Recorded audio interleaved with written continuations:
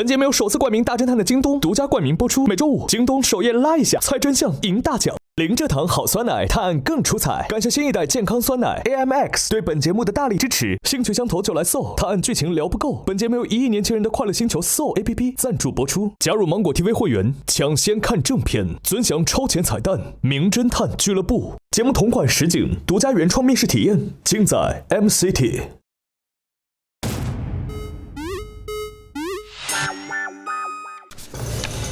魏侦探，又有新案子了。什么情况啊？我们到现场去看看。打斗痕迹明显，有人把线索盖住了，想隐藏什么呢？过去看看。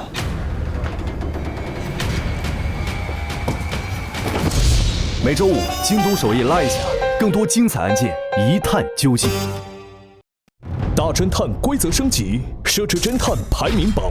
本期由代理会长根据游戏结果发放由京东提供的侦探徽章，玩家根据徽章数量进行排位，最终侦探排名前4的玩家将获得本季俱乐部闪耀侦探称号。侦探徽章结算规则如下：单期投凶时，侦探可在2轮各投出1票，共计2票；侦探助理及其余玩家可在第2轮各投出1票。若检举凶手成功，投票正确的玩家各获得1枚徽章。侦探若2轮都投对，则额外获得1枚徽章。若检举凶手失败，则真凶获得6枚徽章。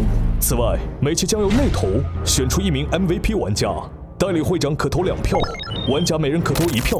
MVP 玩家将额外获得1枚徽章。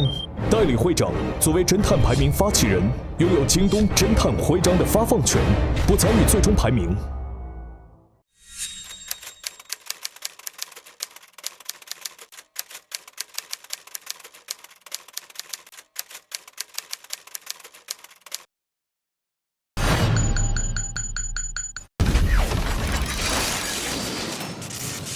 上一集，陈唱跳和郭练习来到 MG 疗养院参观。NZND 您听说过吗？听过呀，红啊，对吧？他们现在复出了 NZND OB 组合。突然，传来一声枪响，真监护，真就死了。发现疗养院的工作人员真监护死在了自己的房间，身体尚有余温，喉咙前部有左右的贯穿伤，伤口周围及地毯上有大量的血迹。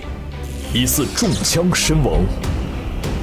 经过初步排查，凶手就锁定在住在音乐区的5人之中，他们分别是何美味、吴高英、贾跳舞、大主唱张忠宝。突然的枪声是怎么回事？真正的何美男身上发生了什么？真为什么要给老人们服用日久生毒？好男人的东西为什么会出现在张的房间？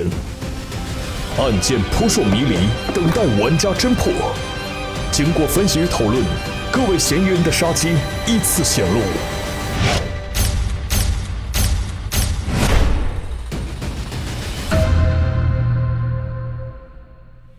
在张监护的这个房间里找到的。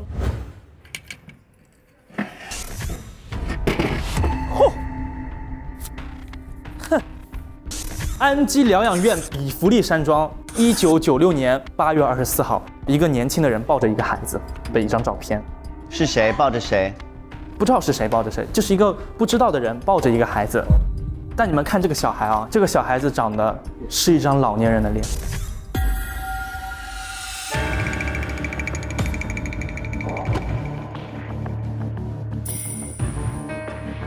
高潮来了。好男人，性别男，年龄44岁，患者患有一种罕见病症，身体器官呈逆生长趋势，目前无法治疗。逆生长就是它越长越小是吗？他就是从大长到小。出来是个老头儿。啊！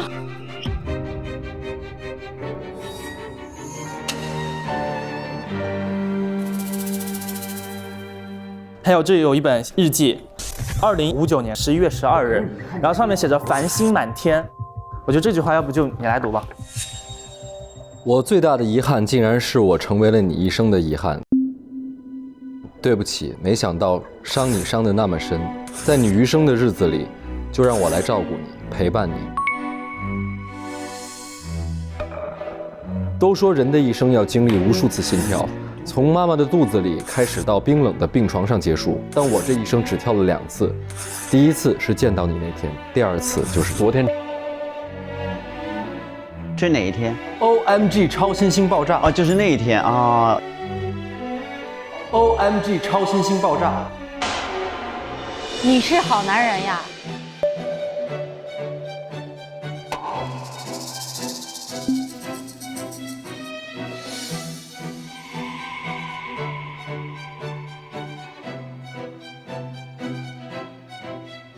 没错，我就是好男人，好男人就是我。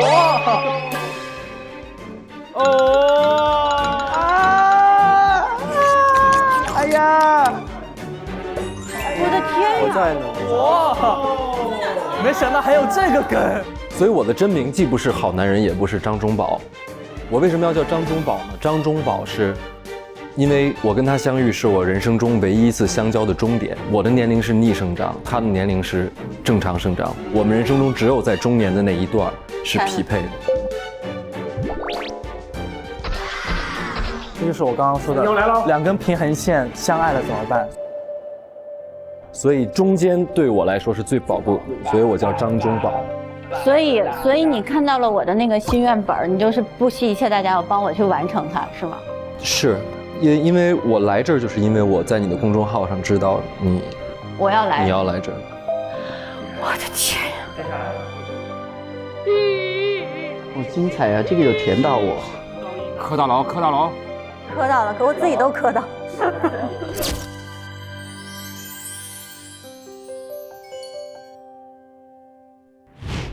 哦，这里有个无高音失眠癌扩散至3期了，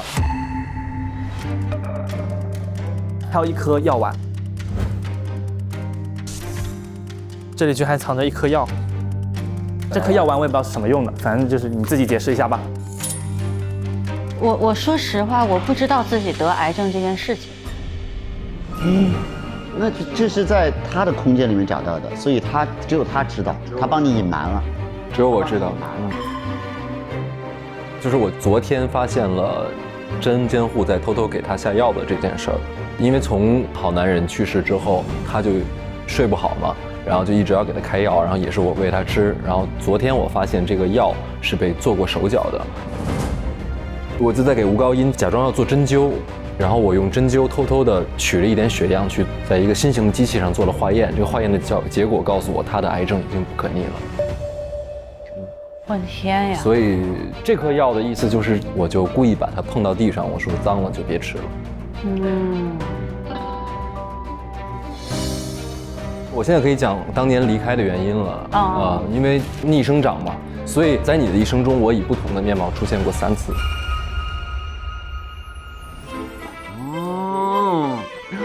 老爷爷那个也是他。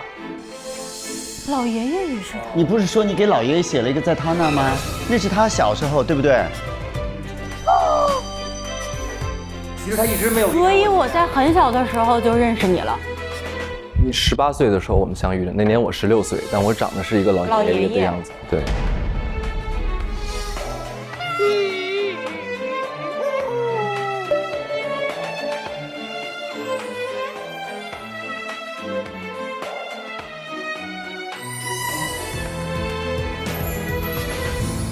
我申请来讲这个故事。我在听你们这个故事的时候，我已经在我脑子里完全的已经过一遍，感动的非常的不得了了。你来讲。为什么非要讲人家的故事？人家也好不容易拿到这个故事。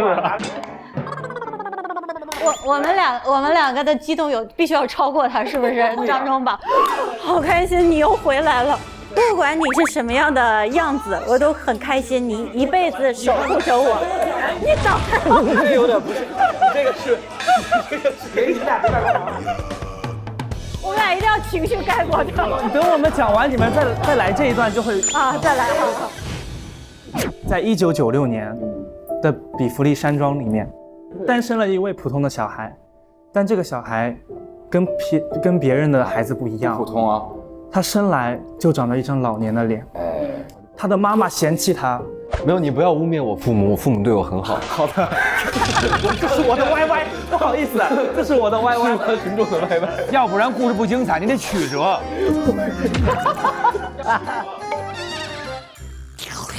在他的童年最孤单、最没有人陪、最需要朋友的时候，这时候有一个女孩走进了他的心里面，就是吴高英。吴高英当时以为他是个老爷爷，对吧？因为那不是个孤儿院，就是我的父母就是照顾老人的，跟我从事同样的工作，所以那就是一个疗养院。明白。一个小老头出生在疗养院，没有人会觉得奇怪，就都把我当成老人在看。但事实上，从1到16岁这16年，我的身体状况是越来越好，但是到我16岁的时候，但还是一个很老的老年人。明白。然后呢，吴高英他们就用书信交流，虽然彼此都从未见过面，但是好男人发现了这个世界上也是他这一辈子里面最重要的女人，就是她。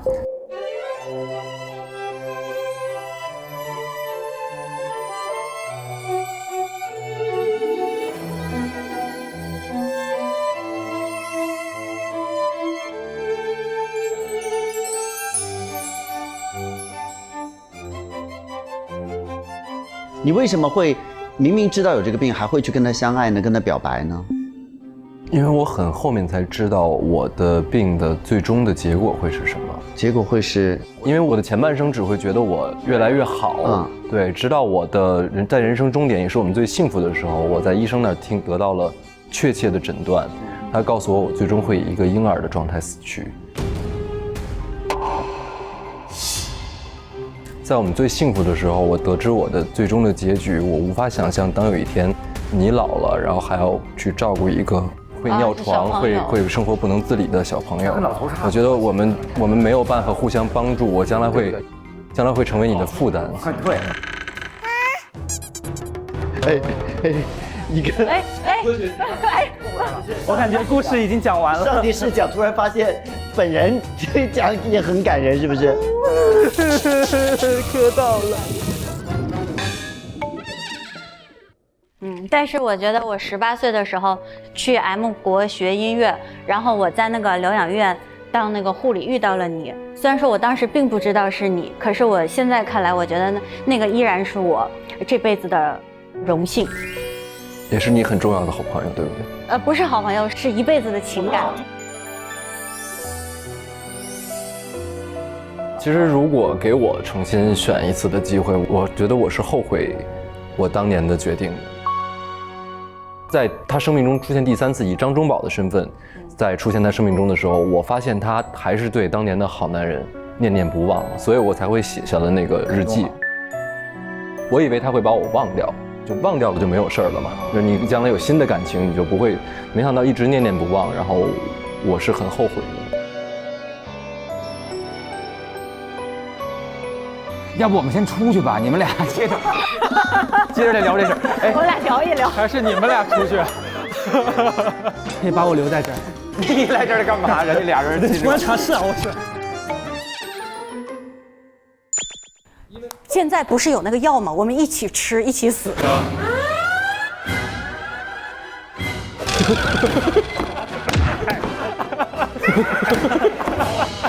你俩出去。哎，我祝贺你，你幸亏没跟他好，这女的太狠了，这女的太狠了。你是对的，小伙子。我还有20年的大好年华。不要，不要。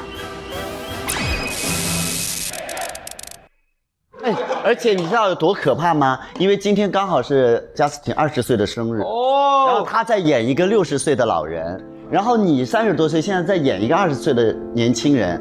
我觉得刚好这是一个很奇妙的一个感受，所以时间、年龄，还有我们到底是往什么方面去生长，是心态逆生长还是身体逆生长，都在这个，我觉得都在这个空间里面，全部都遇到了一起。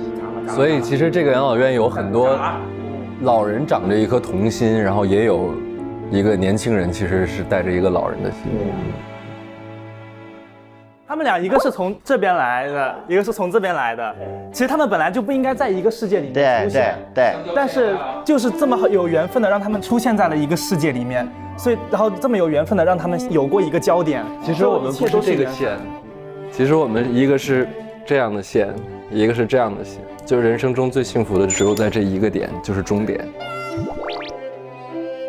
不是，你们俩是这样的，你们俩一个是这样的线，一个是这样的线，在这相交。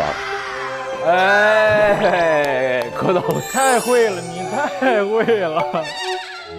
然后呢，还有这个何美男写给他的：“你不是怪物，你是坠落人间的礼物，出去看看吧，才不枉费你这世界上走一遭。”何美男写给张忠宝的啊？我舅舅是你的好朋友是吗？对。我舅舅为什么会认识你啊？何美男2014年的时候在外国受了车祸重伤，然后在疗养院疗养。因为我其实是对他有爱慕的，所以我跟我的人生中第一个好哥们儿我说了这个秘密。我说了这个秘密之后，何美男鼓励我出去走走，看看外面的世界。我问一下，你的杀机是如何呈现的？因为首先那个好男人到底是谁？就死掉的那个，因为这是他的杀机的原因。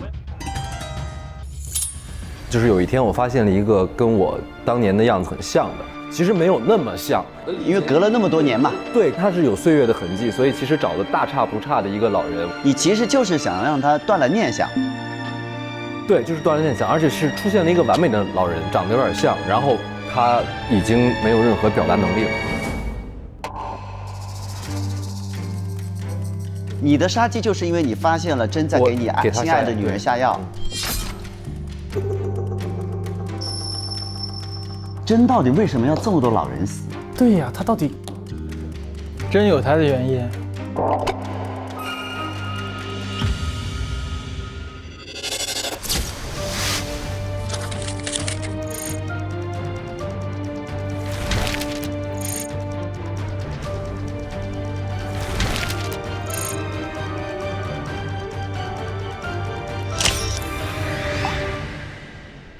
张忠宝来分享你的线索。好，我去的是大主唱的房间。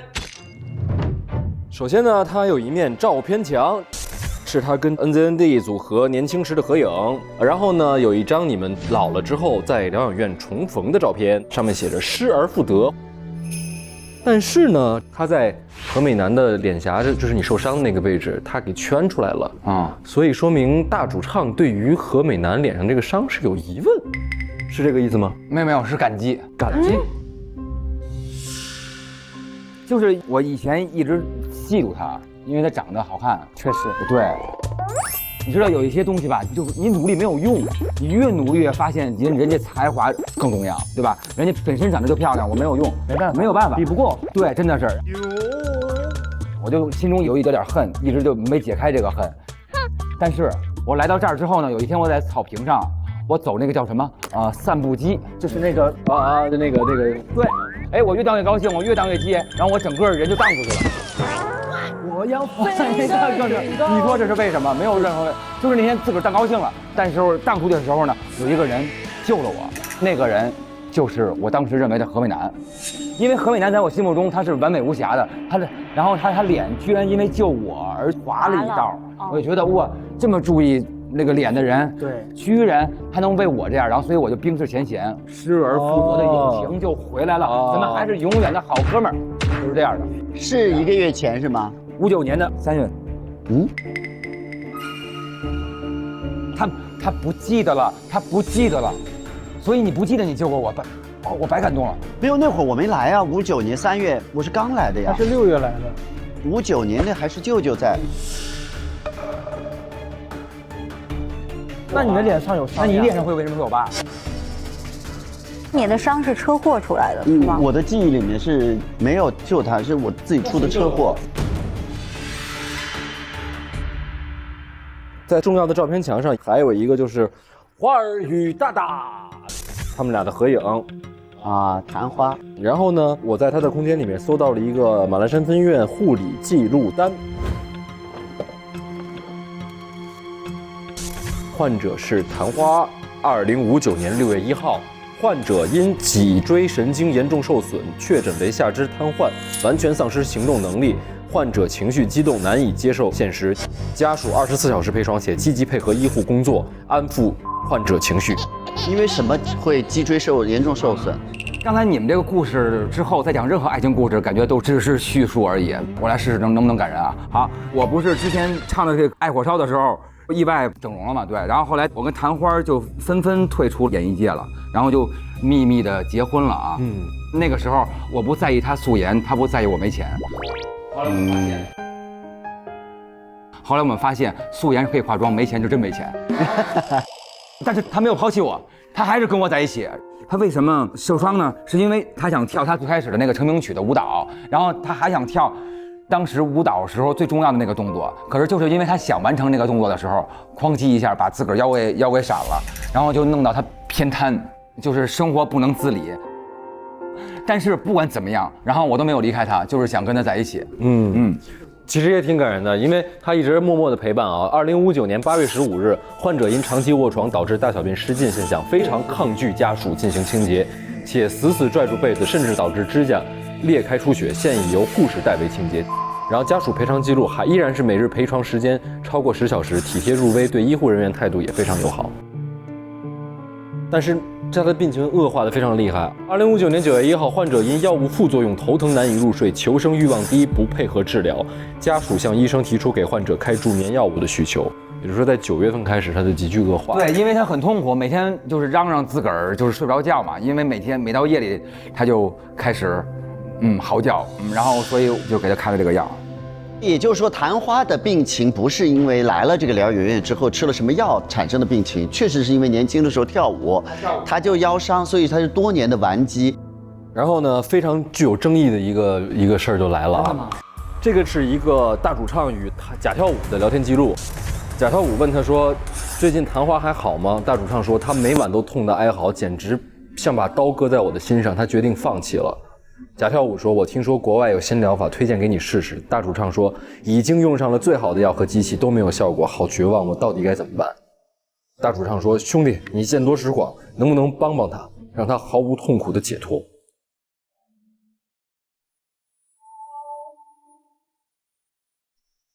是的，因为他每天太疼了，他疼的已经受不了了，他老跟我说他希望他就走了，你知道吧？就是说，我说咱们去北京，他说不，对，然后我在说什么？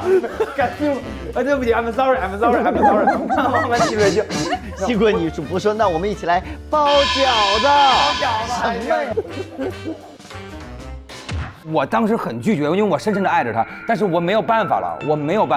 后来我哥们跟我说，他有一个方式，然后能让他相当于安乐死这件事情一样啊。我只能答应了，因为他天天已经痛苦到快要疯了。然后我就去找他，我说能不能就让他这么起码是一种平静的走。对，是这样的。我去找他。所以你后来是答应他了是吗？这个聊天记录里边你说他疯了啊。这个我一定要讲，这个非常的感人。又磕到了。刚开始我是很犹豫的，因为我知道这件事情就是我要尊重每一个生命嘛。但是呢，我听到昙花房间里面时不时会传来悲痛的呻吟声，一个被病痛折磨的生不如死，一个是对挚爱疼惜的生不如死，就是两个不同的悲惨的声音在我耳边彼此起伏的响起来，所以我实在是于心不忍，就决定要帮助一下他们，所以我就找到了一个一点都不重要的好哥们儿，然后他呢刚好能帮我研制出这个安乐死机器。这个安乐死机器呢需要插电使用，机器的一端呢是一个针管，然后可以插在手上，另一端呢是一个滴剂，只有当使用者自己按下按钮之后，滴剂就会自动的开始倒计时。对。10秒钟之后呢，会注入试剂 C， 就是麻醉剂。麻痹了之后呢，再会用试剂 B， 含有高浓度的氯化钾，使用者就会在安眠中离世。然后我特意把针柄呢设计成了爱心的形状，然后就是代表了我对昙花的祝福。那说到这儿，大家就看一下这个仪器长什么样子吧。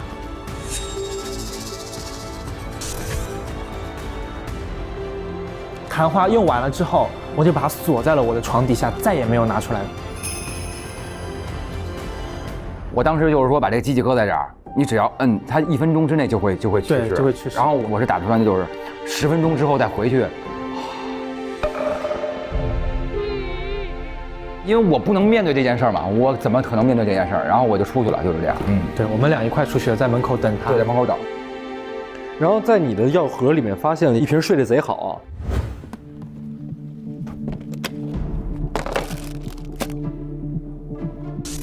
但是里面的药非常奇怪，都被扭曲捏过，然后上面沾了好像是血似的东西。这是什么意思呢？为什么后来我同意他安乐死？因为我有一天回家的时候，他就一直躲，他藏一东西。我说你藏什么呢？他就不给我看，然后我就跟他拧吧。他是想自己吃那些安眠药，吃多了自尽。为什么会有血？就是因为他死抠着那药，他不给我，然后他自个儿抠，自个儿都出血了。我说你得给我，我们俩就开始掰腕子，掰，然后对，然后后来给掰回来就是这样。我就知道他现在就是想自杀，他就没辙，他就一定要这样。然后我才后来找到他，去说要不咱们就无痛死。哦。那他药是哪儿来的呢？药是我去开的呀，就是因为他睡不好觉，因为他每天很疼，我要去给他开一个那个能助眠的药，助眠药。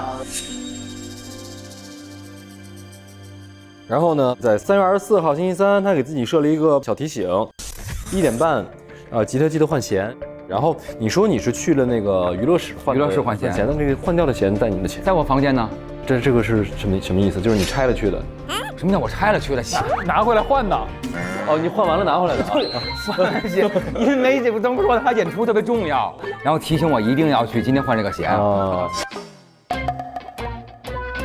接下来就是说，他的房间有一个像 pad 那样的东西啊，他的密码就是重要的事情喊3遍，重要的事情呢就是弹花，所以对着那个屏幕喊3次花，它就会开始播放这样的一段视频。这一次，我是真的要走了。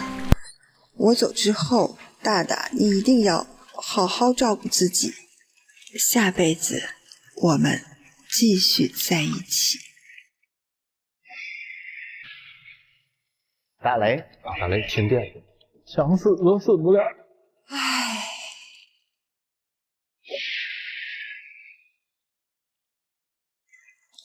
这是天意啊！老天既然让我活，我为什么要放弃？我要珍惜生命，我要活下去。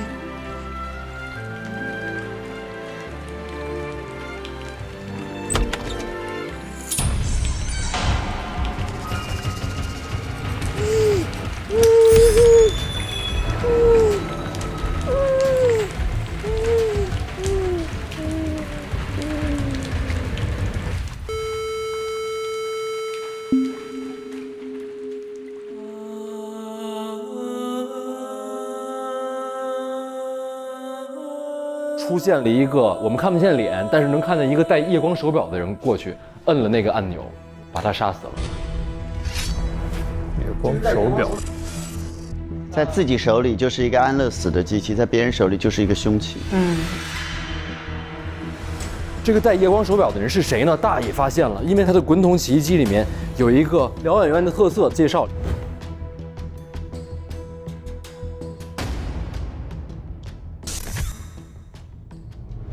上面有一个真监护的照片，他宣出来了那个夜光手表，下边写着如果不是你，我的分区洗衣机的那一桶就永远不会洗完，就是代表我的另一半就不会死。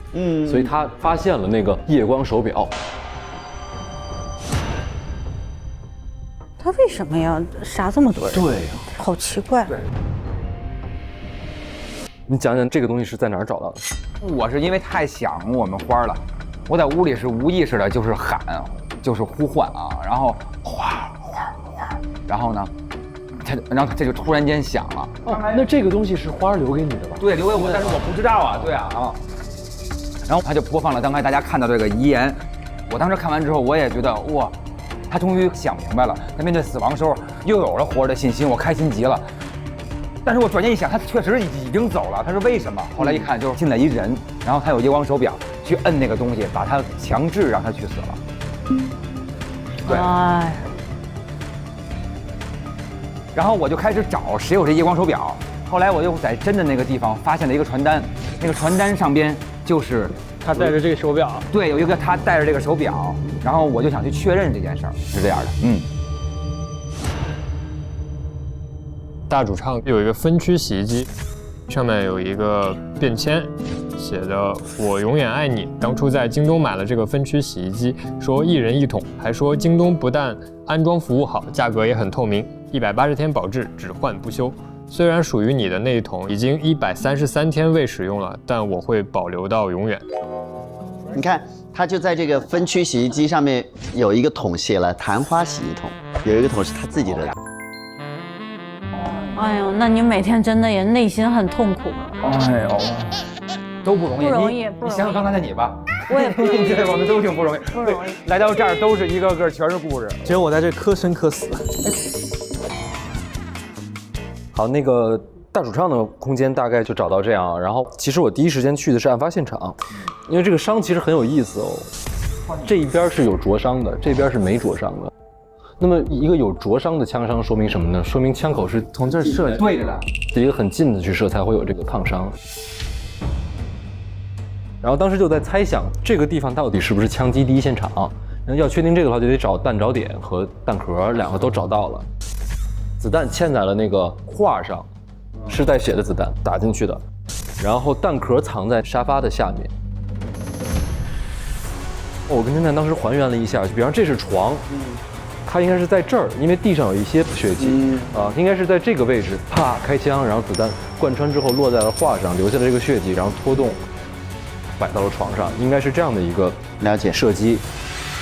但是这里面就有一个非常大的疑问了，因为侦探后来不是找到了那个音频，枪声的音频，枪声的音频就说明了我们听到枪响的时间并不是真实的枪击时间，可是从现场还原来看的话，这个枪击是真实发生的，而且从现场痕迹来看，这就是枪击的第一现场，且因为身体还有余温，一定不是什么昨天晚上弄的。且1点10分的最晚时间我还目击过他，也就是说这个枪击只能发生在1点10分到2点10分这1个小时。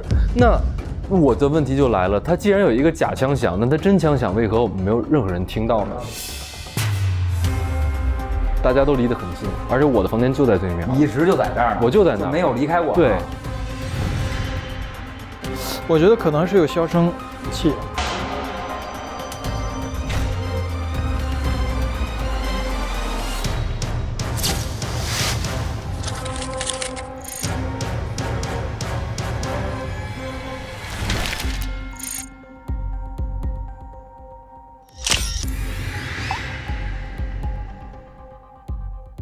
吴高音，分享你的线索。我去的是假跳舞的房间。哎，该来的还是来了。哎呀，他这儿有点单薄，就啥也没有。因为他时间不长了嘛，也没什么事儿可以做啊。确实，我是你们之中最清白的人了。第一章我找到了5个这个剧本，每一个这个剧本呢，这个男主都是何美男，在何美男的旁边都会标上4000年一遇的兄弟，然后每一个剧本都有假跳舞，就是有何美男的戏必有假跳舞。这要说一下我跟他舅舅的一些关系了。请。2014年的时候，我没有以 NZND 的组合出道，是我这辈子最大的遗憾。那是 NZND 火了，但是我没有出道，我就在演艺圈很没落，就是没有人管我，也没有人理我。但是我长期的跳舞呢，又导致我有腰伤。在我最落魄的时候，我甚至连自己花钱去做腰伤手术的钱都没有。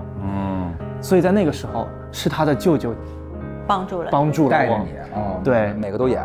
他给了我去做腰部手术的钱，然后从此之后就带我进军演艺界，然后就带我去拍各种的戏，他每一个戏都会带着我，所以我说也要感谢他舅舅给了我第2次生命。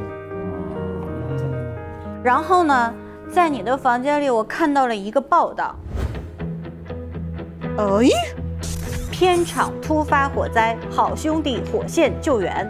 2040年8月8号，盲区故事片场突然发了大火，片场浓烟滚滚，何美男被压在房梁下，救火英雄贾跳舞穿越火海营救何美男，好朋友真金不怕火炼，贾跳舞收获全网好评，被称为娱乐圈最赞的好兄弟。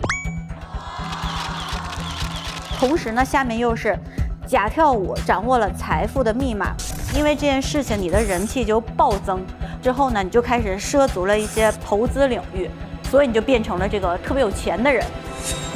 那是一个风雨交加的夜晚，我正在片场，就在那边坐着看剧本，突然我就听到旁边着火了。你到了片场才看剧本，听到了着火。没有，复习。一句话被2个侦探分别抓住漏洞。你到片场才看剧本，你怎么能听到着火呢？然后我看着看着，突然听到着火了，我一心想不对啊，我说我的何美男还在片场里面呢，然后我就奋不顾身的冲了进去，然后火就直接降下来，我就啪就把那个推开，啪推开，这么帅吗？哇，推开，我怎么会这么帅？我以为你在片场擦玻璃，对，那时候就这么练出来的。怎么一个真的事情被你讲得像你编的？何美男就晕倒在了地上，就在那时候，我就看到墙上就有个那巨大的房梁，就砰压倒了何美男。我就赶紧冲过去要把那个房梁给移开，然后就我一个人一直都移不开，然后我就很着急。这时候突然就有个工作人员冲了进来，然后我也没看清那工作人员到底长什么样子，然后我们2个一块儿，然后就把这个移走了。移走了之后，我就把何美男救了出来。哦，就是救何美男的，除了有贾跳舞，还会有另外一个神秘人。主要是那个人。对，不是这个意思吗？就是不是。哎，其实这个地方我要补充啊，刚才小贾不是提到了说还有一个人吗？对，那个人就是我。当时我是好男人啊，就是你，对，是我之后又进火场救出了一个女人。发生了这件事情之后呢，虽然我人气上没有暴增啊，但是我也接到了很多商演啊，有活了。对，有活了，表演跳火圈啊。通过这个商演呢，我又认识了很多新的朋友啊，然后呢，这些朋友就带着我，就去投资啊，就越滚越多，然后我就慢慢的就找到了赚钱的门道。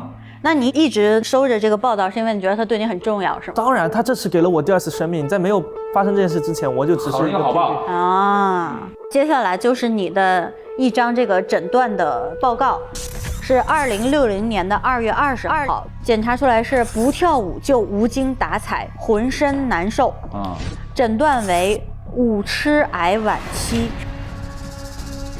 这是一种罕见的恶性肿瘤，癌细胞将持续的扩散。那他只要是一直擦玻璃就不会有问题。对，我只是在擦玻璃的时候才能保持，不然平时都是。然后呢，就是在2月23号，就有一个告别派对的策划案出现了，策划人是张忠宝。因为他是临终关怀师嘛。对，因为我当年没有在 NZND 出道，这是我人生中最大的一个遗憾。身为我的临终关怀师，他就想为我策划这么一场派对。等于这个是你为贾跳舞度身定做的最后的一个礼物。对，是为贾跳舞，也是为了我的好朋友何美男。然后在你的墙上有一张这个演唱会的训练表，早上6点到7点晨练，9点到11点上声乐，下午3点到下午5点练舞蹈，非常之满。这就是我们为了这场演唱会的一些准备付出。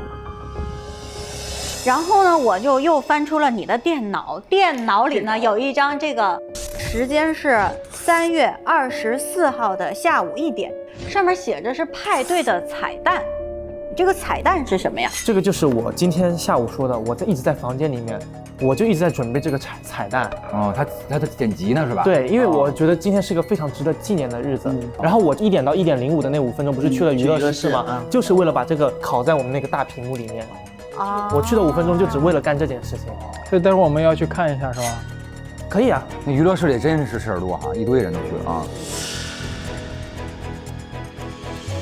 然后我又发现了一个股权转让协议，这个就挺有意思了。这个我觉得有意思的啊。这个甲方呢是贾跳舞贾老板，比较有意思的就是甲方说他因为这个病将不久于世，他要把养老院100%的股权无偿转让给真监护，一旦签订不能更改。那可不嘛，而且是3月25日生效。明天。对。当我诊断出5次癌了之后，我就要为我死后做规划了。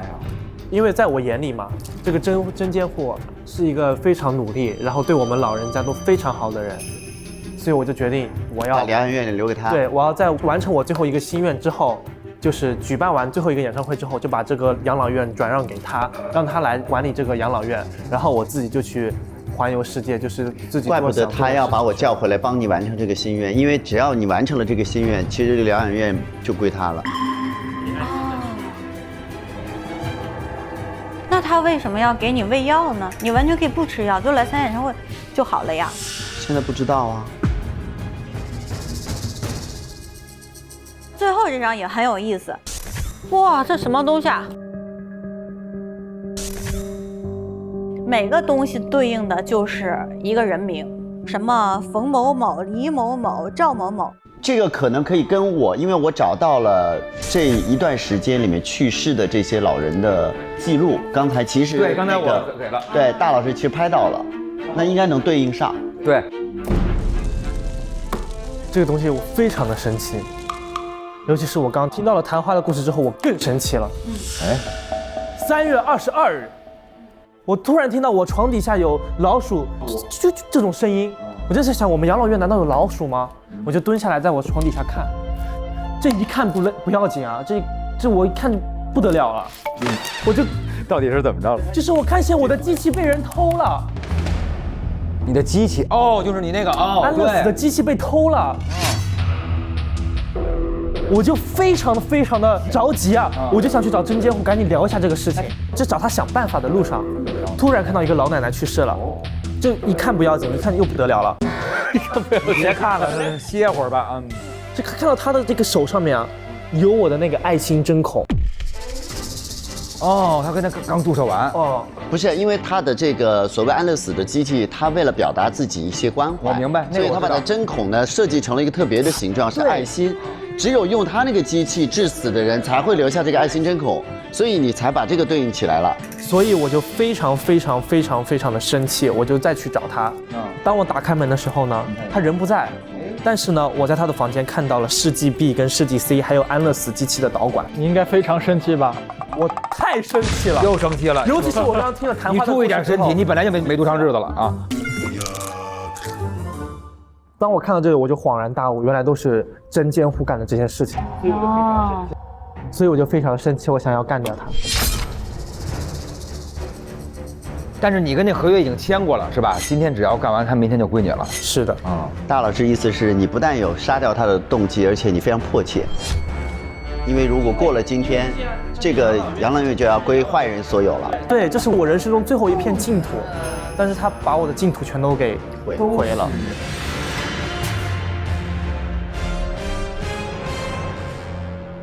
那可能一会儿会有一个我的问题在这儿。这个是我跟好男人的一个定情信物，等于说我的是一个钥匙嘛，刚才那个照片里，它是个锁。那么这个锁其实是在这个里面的，但是它上面挂的是郑某某。对，实际上这些东西是保管在我这儿的。然后我为了让你了却心愿，我找到它之后，我你就把这个锁放到他身上，包括那个满天星，其实我现做的，我骗你说这是他身上的唯一物品。好，这个就是在贾老板那个房间找到的。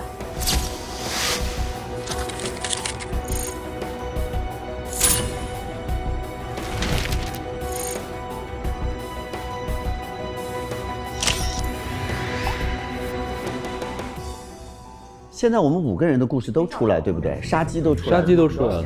我的杀鸡是舅舅不见了，我不知道他杀没杀。然后我发现他在给老人下药，这是我的杀鸡。然后他的杀鸡，他说是偷仪器，是他的仪器被人利用了，对吧？然后那个大的杀鸡是因为自己的妻子，对，夜光表。对，吴的杀鸡是你以为好男人被他杀夫了是吧？然后张的杀鸡是因为他发现他的爱的人一直都被下药。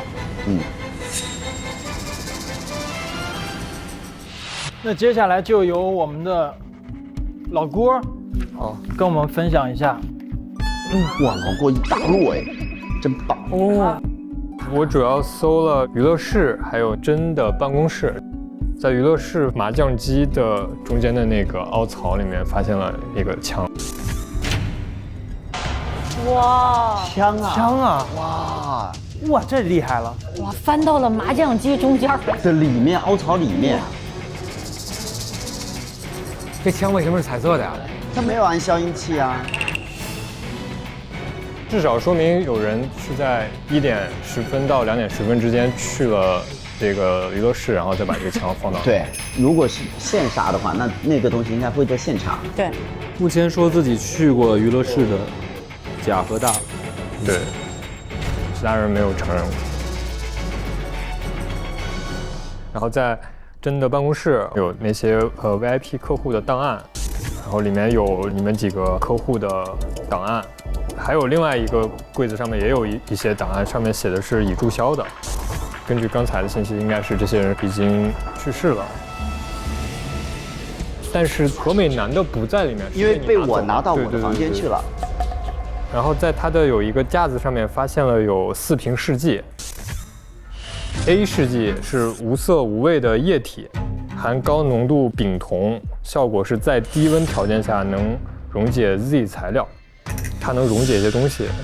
试剂 B 就是有那个氯化钾，然后能够让人即刻死亡。试剂 C 是全身麻痹。试剂 D 是高浓度的氨基乙酸，它的效果是促进血液凝固。如果有一种东西可以促进血液凝固的话，那现场的血迹是不是就可以伪造了？就是枪击之后，这个人就可以移动了。这个瓶子里反正是没有用的。就如果用过，也不是用的这个，但是其中试剂 A 是空的，就说明溶解东西的那个已经用完了。哦。然后就是发现了安乐死的这个装置，它是先把人麻痹，再心脏骤停。机器上只要 B 跟 C， 等于 A 跟 D 是别的一套装置的。然后就是在他的一个抽屉里面就发现了这个身体棒棒的这个药，里面是 R 还是 AZ？ 这个药它本身就是富含维生素 A 到 Z， 所以它的这个药片上面每一片都会写的是 A 到 Z。它的里面的药是对的，是原药。在它的这个抽屉里面有其中你们每一个人的那个盒。办公室看一下。就是他每天给你们的那个药的成分，然后每个人的药是不一样的，其中不重要的老人，还有大主唱是正常的这个身体棒棒的药，所以他没有给你下这个，没给我下。我就说嘛，我说我不知道我是什么癌。然后那个假跳舞、何美男和吴高音的里面都是 R， 其实就是日久生毒的那个药。呀，说完之后头疼。啊，不行了，你们啊，不行，困了，要比我还好点，我还经常在不知道什么地方醒来呢。啊，而且我没有病，为什么？为什么他不害你呢？我没癌。吴高音的药量是双份的，我的药是双份的。你有一个2，你还有一个胶囊，这个胶囊它的形状其实是那个睡得贼快的那个。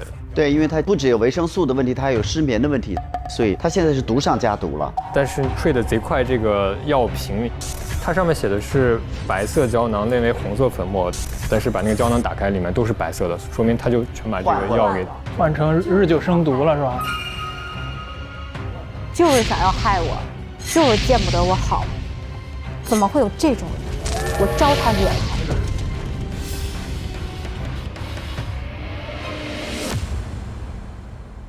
然后就是它有一个捣药的这个东西，里面就是有这个白色，因为他要把那个片剂把它捣成粉末，再换到胶囊里面。每天在屋里干这种坏事儿。在娱乐室发现了一张图，就是每天的中午12点会有一个快递。我是想问一下大家有没有人知道就关于快递的这些信息？我不知道 ，no。然后就在那个快递的柜上有一个电脑，疗养院的密码。我不知道这个电脑是不是那个假你说的彩蛋拷贝上的，就是这个电脑是不是？但是电脑上现在有一个密码，我也没有打开，我们一会儿二搜的时候去试一下。讲完了，就是等那个侦探分享。厉害，找到了枪哦哇！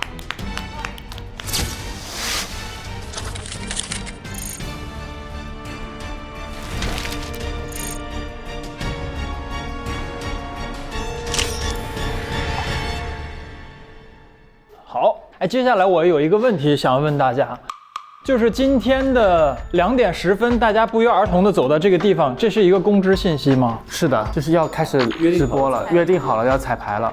好，我先跟大家分享一下这个案发现场的事儿吧。刚才不是讲到这个血迹的事儿吗？其实我跟张忠宝2个人在那儿对着那个血迹，还有墙上的弹头和地上的弹壳对了半天，但是我发现有一个问题。我觉得你要对着脖子开枪，我觉得喷射的血迹不是这样的，喷射的血迹应该是散的，散一墙的那个血迹，看起来这个血迹应该是滴下来的，因为它是右边进左边出嘛，等于说右边是一个灼伤的弹口，那它一定是抵着脖子开的这一枪，然后出口是一个外翻的状况，它应该是在墙上有一个大片喷射状的血迹。那我怀疑他用了那个地势剂，对，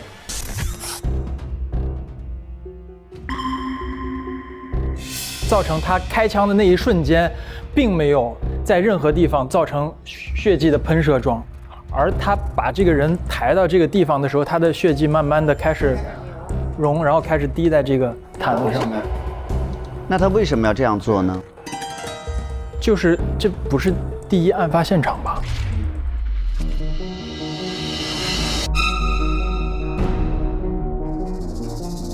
就有可能他在别的地方开枪，但是呢，不要让他溅到到处都是。然后呢，他把它搬回到这里来之后，血液凝固的功效减弱了，才滴下来，才会造成床单上、地上都是。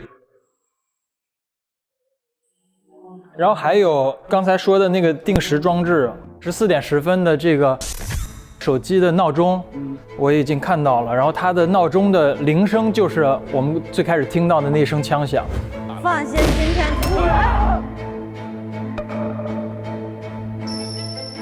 然后所以我就觉得他一定是要制造一个不在场的证明嘛。所以我觉得这样看来，你们几个都有不在场的证明，然后唯独只有是他确实不在场，对吧？所以我觉得这样他做这件事儿，然后他又迟到了这件事情，就可以稍微撇除他一点点嫌疑。退出群聊。今天争取以0票玩家的身份走出骄傲的那一步。怎么可能拽回来？拽回来。不着急，不着急。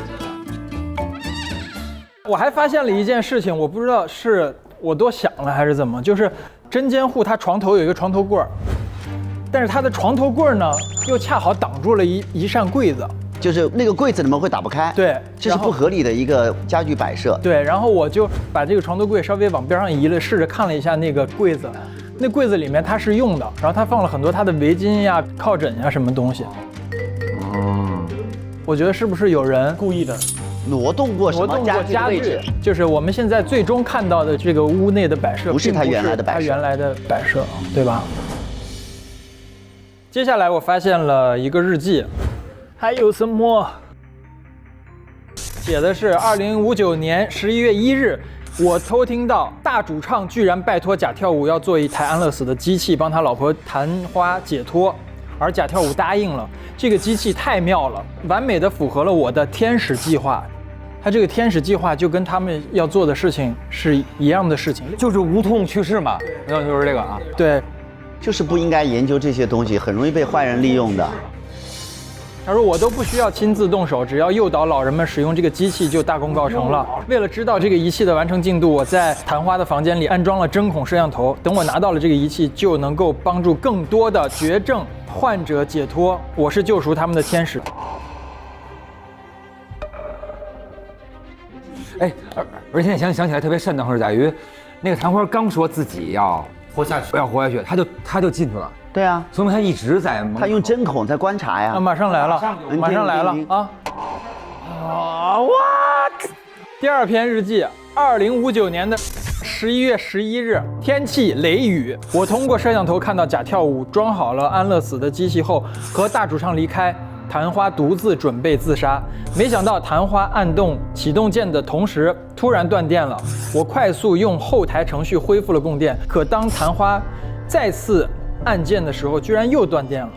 之后虽然我及时恢复了供电，但他不想自杀了，真是太懦弱了。我决心帮助他解脱，于是我迅速从窗口翻进了房间，捂住他的嘴，帮他按下了启动键。很快，生命监测仪显示昙花已经死了。这仪器可真管用啊！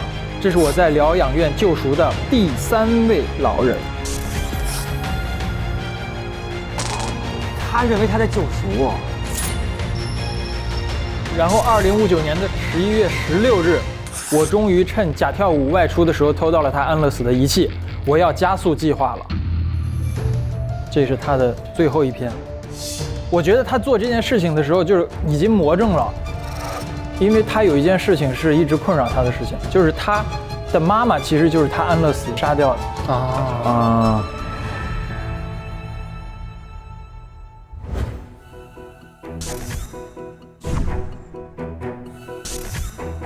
2055年8月8日，今天是妈妈50岁的生日。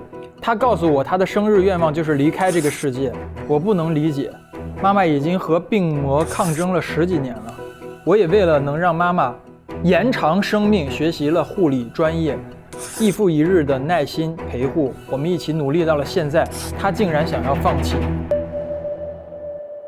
然后妈妈哭着告诉我，病痛对她来说不是战斗，而是屠杀。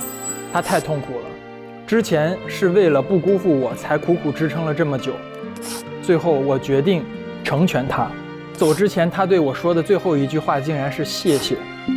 从来没有见过他这么安详平静的笑容，原来这才是妈妈最好的归宿，而帮他解脱是件正确而美好的事情。然后他妈妈的医学死亡证明，死亡的原因初步诊断为血栓引发的肺动脉栓塞、呼吸衰竭致死。就是他妈妈在2040年入院，然后烧伤导致吸入性损伤，然后47年有肺癌，然后病情反复。55年的8月1日诊断为肺癌晚期，然后他不同意尸检，他还怕医院查到他妈妈的死因是因为他的注射药物。对。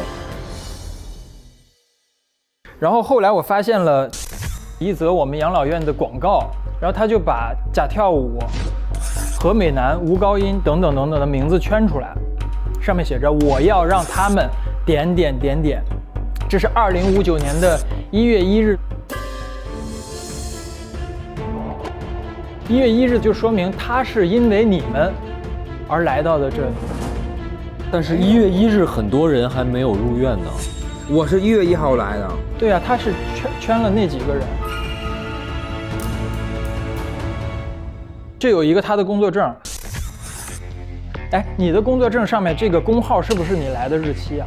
对对对，工号是我来的事情。他是1月15号来的。啊，对呀，2059年的1月15日来的。他画了这个，就是意思他奔着你们来了。对，有可能。那为什么呢？我不知道。他看不得他的偶像变老。什么？哎呦，这还有这事儿啊？我觉得是不是有可能跟你们跟他的妈妈有关系啊？他妈妈是谁呀？他妈妈是一个群演啊，他妈妈叫贾龙套。我觉得他妈妈很有可能就是《好男人》救的第2个那个女人。哦，烧伤面积达到了65%以上。他妈妈当年是《盲区故事》的剧组里面的人员。哦，那个大主唱是不是跟《盲区故事》没关系？所以没给你下药。你们俩在那个剧组，吴高音当时在给那个剧做推广啊。哦，他要什么意思？让妈妈跟这些在当时那个剧的人，所有人都同归于尽。他就觉得我们俩一块救了他，为什么没有救到他妈？他有可能恨的就是为什么要先救男的，没有先救这女的。哦，所以导致了他烧伤，然后生活就特别疼。对，就是这意思。等于好男人是翻过身才去救的妈妈嘛，对不对？所以他没有对好男人下手。对他没对我下手，因为你是我们俩合力救的，然后之后那个女的是我自己救的。对啊，你翻身回去救的嘛，对。那跟吴高音有什么关系？吴高音也是这个剧组的，当时事情是不是你报道的？然后接下来我看见了一个真监护的体检报告，34岁，2059年1月15号做的体检。他的体检所有东西都正常，只有尿检不正常。结论是，体检对象尿检检验结果显示其对咖啡因过敏，建议禁食含咖啡因的食物。但是呢，在他的冰箱里就发现了一杯咖啡，然后我就在抽屉里发现了一个试纸，这个试纸上面写着遇到试剂 A 就变红。然后我就拿这杯咖啡就试了一下这个，就是变红了，就变红了。也就是说，那杯咖啡啊是假的，不是咖啡，是他拿来做试剂 A 的，就是要溶 Z， 对吧？它那个的颜色，你看，它跟那个手枪的颜色是一样的。哦。橘黄，也就是说手枪的面上是有这个试剂 A 的，不，就是手枪跟消音器是同一种物质，应该都是 Z。他用那个东西把 Z 给溶了，所以那个颜色就变成了这个颜色。对，这说明消音器是 Z 材质做的，而枪不是，对吧？那大量的液体放在上面，消音器就不见了。有可能。所以呢，那个咖啡啊是凶手的，因为凶手并不知道真有咖啡过敏症，不知道真是绝不喝咖啡的，所以呢，在他的房间里放杯咖啡，他以为是理所当然。但事实上，这杯咖啡是凶手用来溶解消音器的。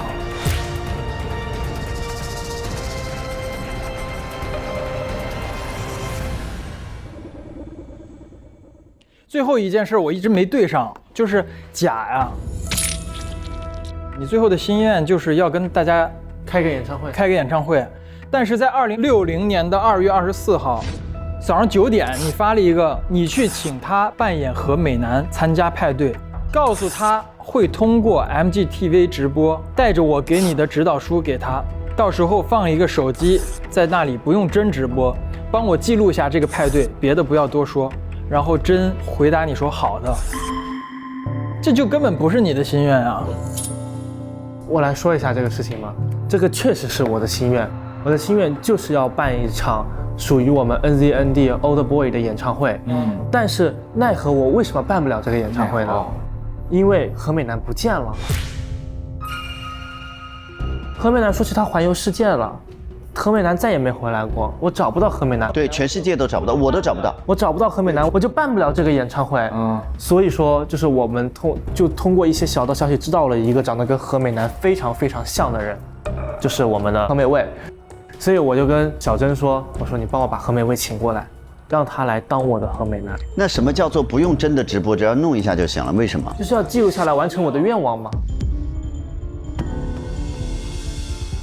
然后最后一个是指向张监护的不重要的职员爆料，他说你在1月31日趁真不在的时候偷偷摸进了他的办公室，出来的时候手里还拿着文件。对，因为那个31号我去换那个郑某的那个材料去。1月31号。对，那会儿郑某刚入院，我要把它改成好男人带给他。哦。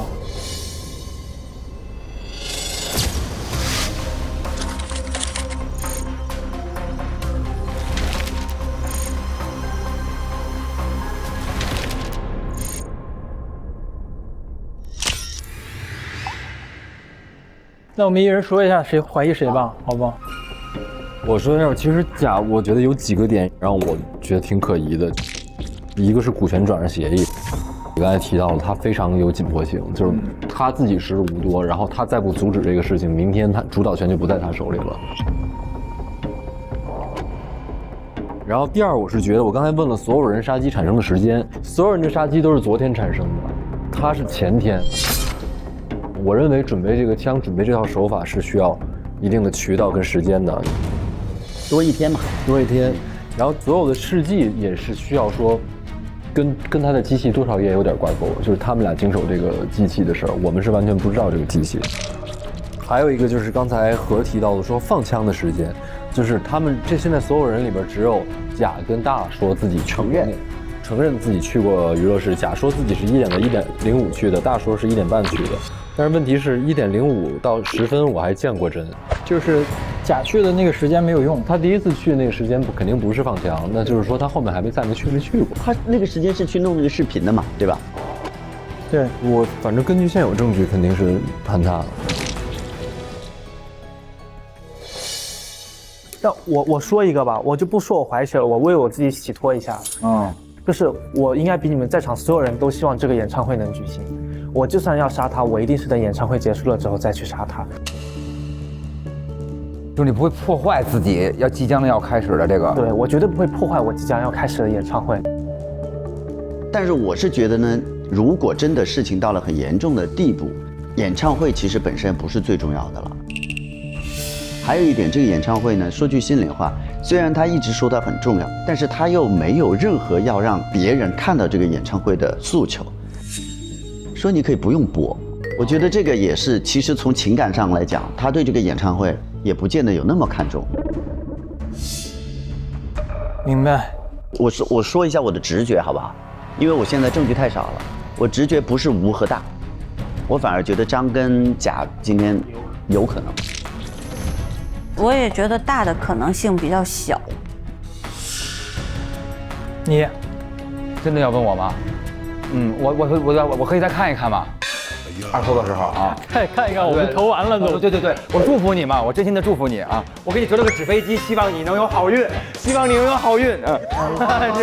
加油！那我们去了啊。你觉得吴有可能吗？他的时间线太简单了，他说他吃完饭一直在屋里面没出来，所以我们不知道后面有什么。我觉得何可以先排除，你觉得呢？我也觉得。案发现场到底是不是那个卧室？有没有可能他就直接死在了张的房间里？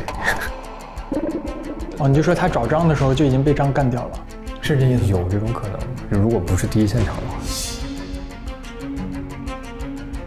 我觉得有2个可能，一个可能就是说去过的人稍微修改一下去过的时间，但是结果是不变的。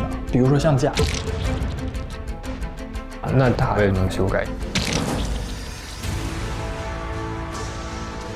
好，那我就投，就你了。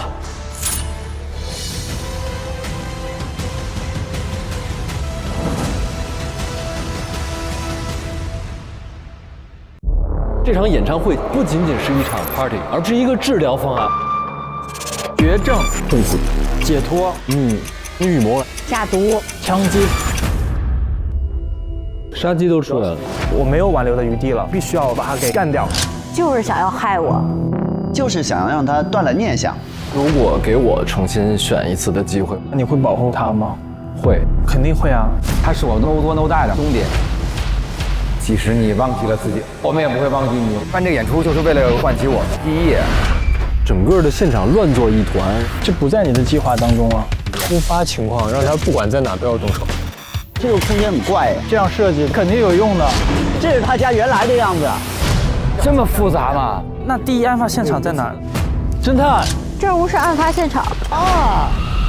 哎，咱们每个房间里边都有这样一幅画，一模一样。这幅画特别怪，这是不是有血？血，这有血，这这是血印子吗？血还有血呢。哦，这被擦过，这好吓人啊！荒诞加上荒诞，都是骗人的。有人说谎，现在我有的事情是对不上的。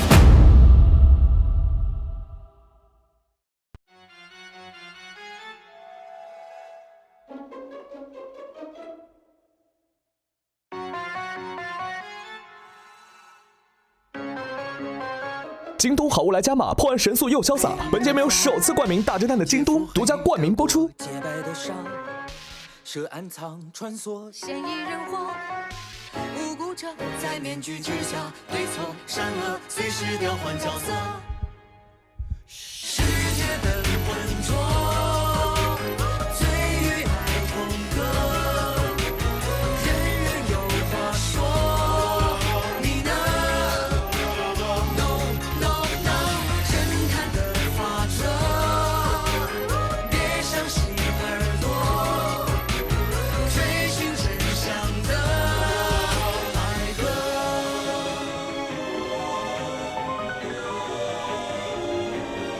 多精彩内容尽在新浪娱乐微博综艺、新浪综艺。关注微博官方账号大侦探官微，查收节目超多高能瞬间。上微博搜索节目大侦探话题页，参与更多精彩互动。感谢首席合作媒体新浪娱乐、微博综艺、新浪综艺。